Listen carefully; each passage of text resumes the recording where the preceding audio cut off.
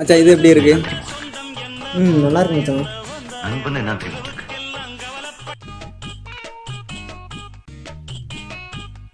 மச்சான் இது நல்லா இருக்குடா.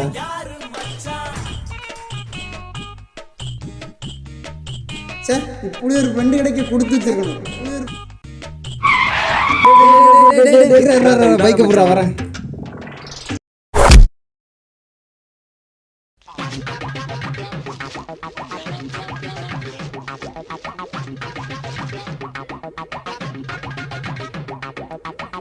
ஏன்டா ஓடுன?